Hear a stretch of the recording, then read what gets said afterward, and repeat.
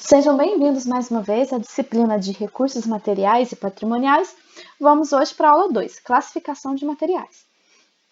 As organizações, elas precisam efetuar a classificação dos materiais de acordo com vários critérios. O que seria essa classificação? É o processo de aglutinação, ou seja, eu vou juntar esses materiais de acordo com as características semelhantes que eles possuem, certo? Para que é essencial a classificação de materiais dentro de uma empresa? Porque a empresa, ela geralmente tem muitos materiais, então esses materiais eles precisam ser agrupados de acordo com as suas características semelhantes para que o ambiente do almoxarifado, do armazém, ele possa ser melhor organizado. Alguns atributos que a gente tem que levar em consideração no momento de classificar os materiais. Abrangência, ou seja, eu preciso levar em consideração o maior número de propriedades possíveis daquele material. Mas eu também tenho que ter uma certa flexibilidade, porque muitas vezes o meu material ele pode ser classificado em mais de um tipo de classificação. Então, eu tenho que ter flexibilidade para ter uma visão mais ampla do meu estoque. Outra coisa, eu preciso ser prática. A classificação ela tem que ser simples, direta, objetiva, sem procedimentos complexos na hora de efetuar essa classificação desse produto. A gente tem algumas etapas para efetuar a classificação de materiais. A primeira delas é a catalogação. A catalogação, eu vou fazer o levantamento de todos aqueles itens que eu possuo dentro do meu estoque. A partir daí, eu vou efetuar a simplificação. A simplificação, eu vou reduzir essa diversidade de produtos de acordo com aqueles itens que se destinam ao mesmo fim. Então, por exemplo, eu tenho a farinha de trigo e a farinha de trigo integral dentro de uma padaria. Ambas são utilizadas para o mesmo fim que é fazer pão. Então, quando eu vou fazer essa simplificação, eu vou reduzir essa diversidade de produtos de acordo geralmente com o tipo de uso que eles possuem. A próxima etapa seria a especificação. O que a gente faz na especificação? Eu vou fazer a identificação de cada material. A partir daí, eu vou para a etapa de normalização. Nem todos os materiais precisam dessa etapa. Essa etapa é a etapa onde eu vou estabelecer normas técnicas para a utilização dos meus produtos com segurança.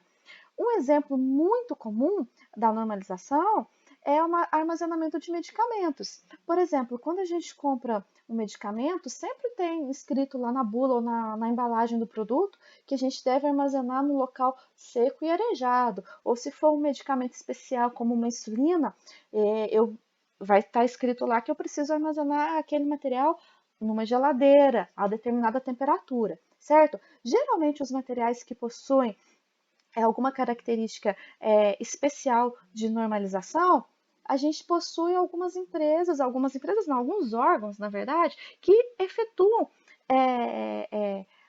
estabelecem os procedimentos para que essa normalização seja feita, como, por exemplo, a ABNT. A gente pode ter também o Inmetro e diversos outros órgãos, muitas vezes podem ser ligados ao governo, para informar como que a gente tem que lidar com aquele material. Depois disso, a gente vai para a fase da padronização. A padronização, eu vou uniformizar o emprego e o tipo de material, ou seja, eu vou padronizar a maneira como que eu vou utilizar aquele produto dentro da minha empresa, dentro da minha área produtiva. E por fim, a última etapa aí da classificação de materiais, a gente tem a codificação. Na codificação, eu vou atribuir um código para o meu produto. Por exemplo, o que a gente mais utiliza é o código de barras, certo? É um exemplo, mas a gente vai ver mais para frente que temos outros tipos de codificação. Além do mais, eu tenho alguns tipos ou critérios de classificação de materiais. Eu vou poder, vocês vão observar aqui pelos nossos critérios, que eu posso ter o mesmo material que se enquadra em mais de um critério de classificação, tá? Isso aqui vai caber à empresa escolher qual ela vai utilizar, ou mesmo ela pode utilizar diferentes critérios e tipos de classificação para diferentes áreas ou diferentes produtos que ela está produzindo. O primeiro deles aqui tem a ver com a possibilidade de fazer ou comprar. As empresas elas podem produzir os seus materiais internamente. Por exemplo, eu posso produzir uma matéria-prima dentro da minha própria empresa, ou eu posso comprar uma matéria-prima de uma outra empresa. Com relação a isso, eu tenho duas classificações da minha empresa. Eu posso ter uma empresa verticalizada, ou seja, eu vou tentar produzir tudo que eu possuo dentro da minha empresa, certo? Aqui a gente tem como exemplo a Faber-Castell, que planta a sua própria madeira, que é a matéria-prima para a confecção do lápis. Eu posso ter também uma empresa que ela é horizontalizada, ou seja, ela vai comprar a maioria dos materiais que ela precisa de terceiros, ou seja, de outras empresas. Isso é um tipo de estratégia muito comum hoje em dia, certo? É a terceirização, vamos dizer assim. De um modo geral, dentro da horizontalização, as empresas elas costumam terceirizar somente aquelas fases do processo produtivo que não possuem nenhum tipo de segredo de produção ou segredo tecnológico. É o caso que acontece principalmente com as empresas automotivas, que elas fazem a montagem do veículo, mas ela adquire as peças prontas, os componentes daquele veículo de outras empresas. A gente também pode ter um outro critério de classificação, que é por demanda. Eu tenho os materiais de estoque, que são aqueles materiais que eu tenho dentro do meu estoque o ano inteiro, e eu tenho também os materiais não de estoque, que em situações onde eu não tenho uma previsibilidade da demanda, ou seja, não é material que eu vendo todo dia, então não tem necessidade de eu ter esse material dentro do meu estoque, certo? Se a gente for pensar aqui numa padaria, eu tenho que ter dentro do meu estoque farinha de trigo, eu tenho que ter ovo, leite, todo o tempo, porque eu vou precisar fazer pãozinho todos os dias, certo? Mas eu não preciso ter no meu estoque, por exemplo, frutas cristalizadas, porque eu só utilizo no fim do ano e mesmo assim quando algum cliente pede para fazer um panetone. Vamos dar isso de exemplo? Então, as frutas cristalizadas seriam o meu material não de estoque, que eu só vou comprar aquele material quando eu tiver alguma encomenda, e o meu material de estoque é aquele material que eu tenho a todo momento, porque eu utilizo sempre. Eu também posso classificar o meu material por tipo de aplicação que ele tem na organização. Isso daqui a gente já até viu lá na primeira aula. Eu tenho a nossa matéria-prima, eu tenho um produto intermediário ou em processo, ou seja, são os componentes, como eu até dei um exemplo aqui da indústria automotiva, a gente está vendo aqui um volante. Eu tenho o meu produto final acabado, que é o produto pronto, que seria um carro. Aqui, voltando aqui na matéria-prima, a matéria-prima a gente está vendo aqui minério de ferro, né, que é utilizado como matéria-prima para a produção do carro. E a gente tem aqui o nosso material auxiliar. A gente tem como exemplo aqui um cartucho de uma impressora, que é um material que eu utilizo no processo de fabricação, porém não é incorporado ao produto final. Eu tenho outro critério também, que eu posso classificar o meu produto por periculosidade. Periculosidade vem de materiais perigosos, que são aqueles produtos que oferecem algum tipo de risco, geralmente durante as atividades de manuseio ou transporte desse material, certo? Dentro dessa categoria, a gente tem os explosivos, os líquidos, os sólidos inflamáveis, materiais radioativos, corrosivos, oxidantes. Gente, com relação a esses materiais, a maioria dos materiais de limpeza, eles se enquadram dentro dos materiais perigosos. Se vocês tiverem curiosidade de pegar um material lá na sua dispensa, algum produto que utilizam na limpeza da casa, você vai ver lá que tem algum símbolo dizendo que aquele produto é perigoso ou que tem que ter um certo cuidado ao manusear aquele produto. A gente também pode classificar o nosso produto por perecibilidade. Perecibilidade tem a ver com aqueles itens que eles vão se alterar geralmente durante o tempo, certo? Quando a gente fala de perecibilidade, um alimento perecível. O primeiro alimento que vem na nossa cabeça é o quê? É a alface, é o tomate, é a fruta, né? São os hortifrutis. Vamos pensar assim, os gêneros alimentícios. Mas a gente tem muito mais material que é perecível. A gente tem, por exemplo, medicamentos, vacinas, materiais de testes de laboratório, também são perecíveis. A gente tem aqui, inclusive, no próximo slide, alguns outros itens como exemplo de materiais que são perecíveis. Inclusive, tem um aqui que é até curioso. O vidro, deixa eu achar ele aqui. Por queda, colisão ou vibração. A gente tem um exemplo de cristais e vidros, que são perecíveis, ou seja, eles podem sofrer alteração nas suas características físico-químicas por causa da quebra, por causa da vibração, certo? Outro critério, importância operacional, é a conhecida classificação XYZ. A classificação XYZ, eu vou levar em conta o grau de criticidade ou impressibilidade do meu item de material. Ou seja, eu vou classificar o meu produto, o meu material que está ali no meu estoque, de acordo com a importância que ele tem dentro da empresa. Aquele material que é essencial para a produção, que ele não pode faltar de jeito nenhum.